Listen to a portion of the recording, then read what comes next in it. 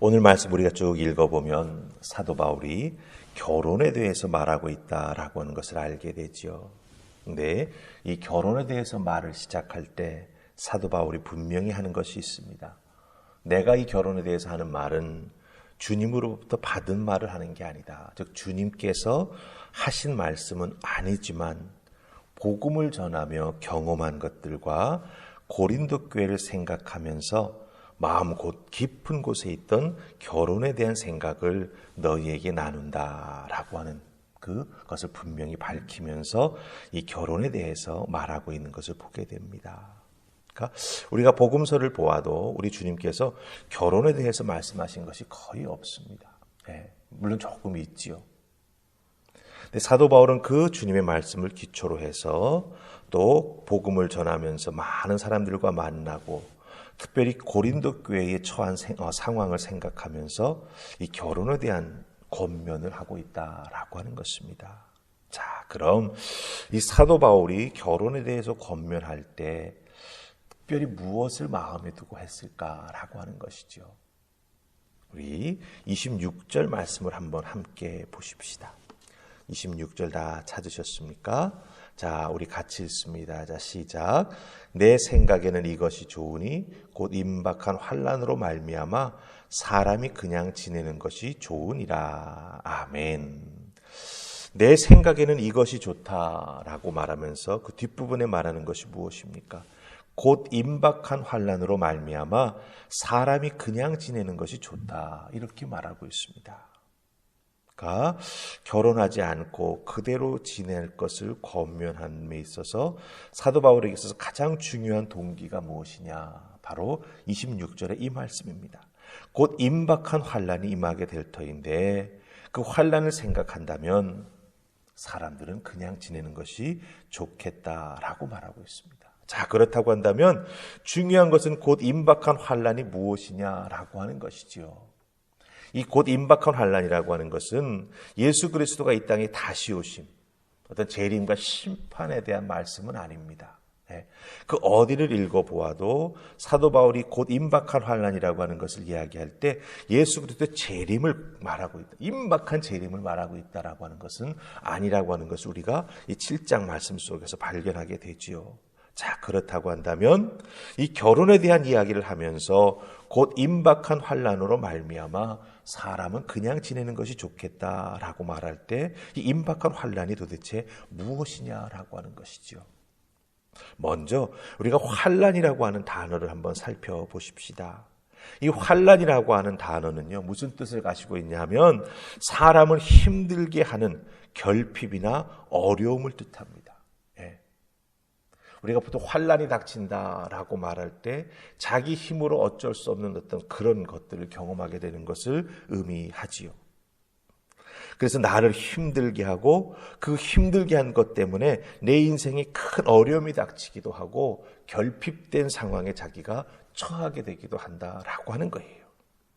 사람이 아무리 마음을 굳게 먹고 이렇게 살아야 하겠다라고 마음을 정해도 환난이 생기게 되면, 그러니까 자기 삶에 힘들고 견디기 힘든 일이 일어나게 되면 어떻습니까?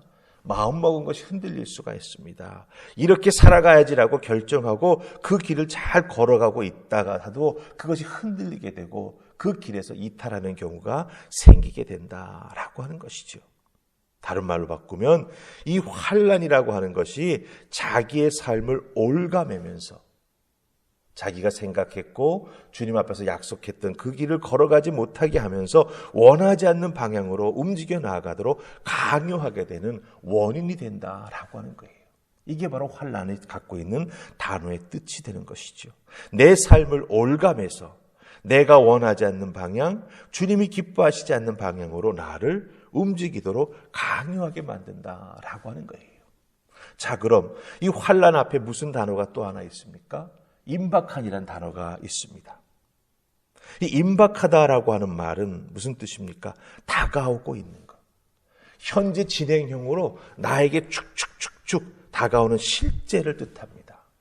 그냥 머릿속에서만 생각하는 것이 아니고 가상으로 생각하는 것이 아니고 이 환난이라고 하는 것이 실제 임박하게 내 삶에 현실로 축축축축 다가오고 있는 게 보인다라고 하는 뜻이에요.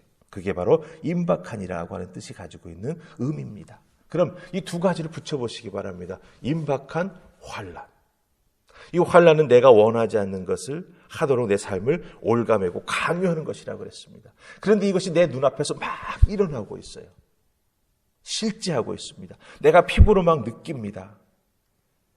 그러니까 이것을 종합해 보면은 예수 믿는 내가, 이 예수 믿는다라고 하는 믿음이 이 내가 원치 않는 임박한 환난으로 인해서 어려움을 당게 되고, 이 어려움을 당하게 될 때 가정이 있고 자녀가 있고 이런 상황 속에서 그 가정을 이끌어가는 믿음의 부모들은 원치 않는 결정을 할 수도 있게 된다라고 하는 것을 말하고 있는 것이죠. 어느 날 갑자기 황제가 예수 믿는다라고 하는 이유 때문에 너 특정한 곳에 가서 살아라, 넌 이곳에 살 수 없다라고 쫓아내는 명령을 내려도 결국 가야 합니다.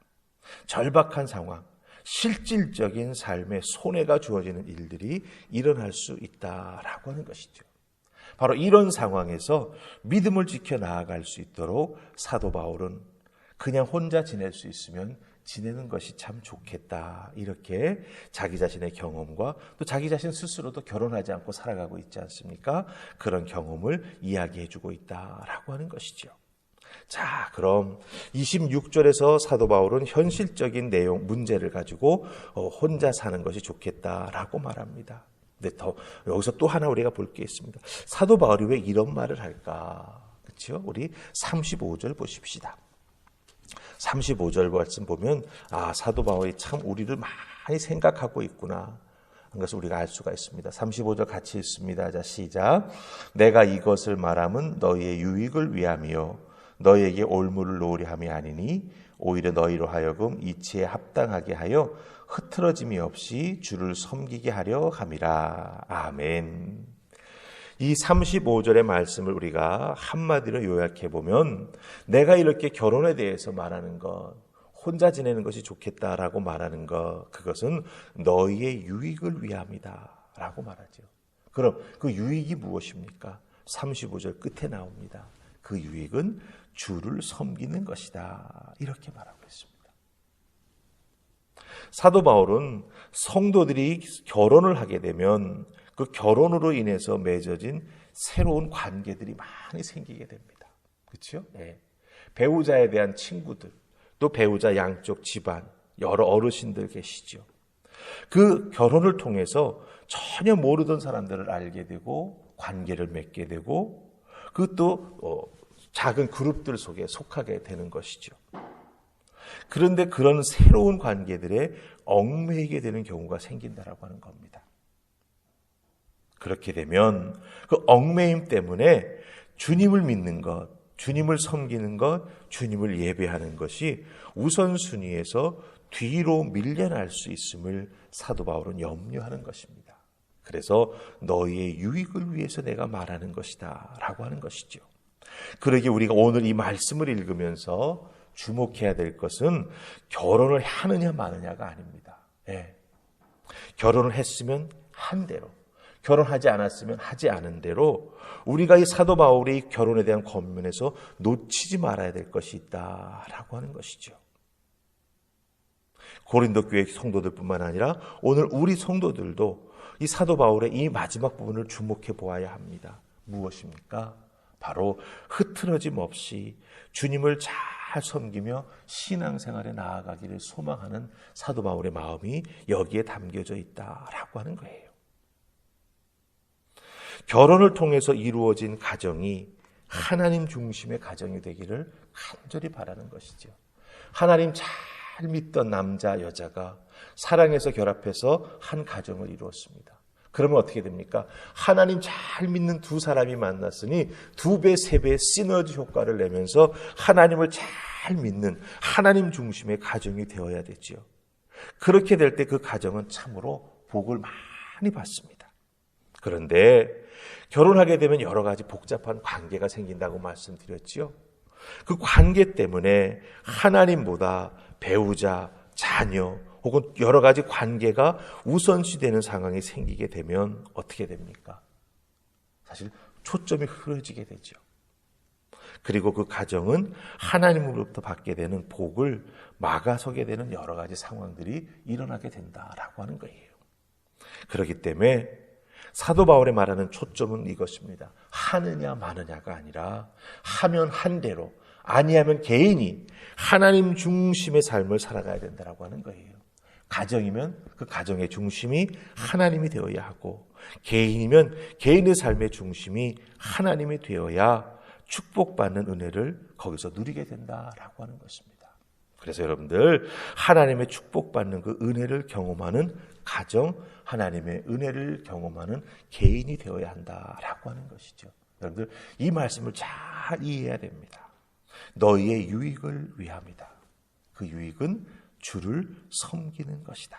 35절 말씀. 그래서 여러분 한 분 한 분이 다 가정이 있으시면 가정의 그 중심이 하나님이 되도록, 혼자 아직도 살아가고 있다면 내 삶의 중심이 하나님이 되어서 하나님께 영광을 돌리는 그런 귀한 삶을 살아가는 가정, 나 자신이 되는 것, 그것이 진정한 결혼의 의미요, 또한 자기 삶의 정체성을 지키며 살아가는 의미가 된다라고 하는 것 꼭 기억하시고, 오늘도 주어진 삶의 자리에서 이 말씀의 귀한 뜻을 이루어가는 여러분들 되시기를 주님의 이름으로 축원합니다. 아멘. 기도하십시다.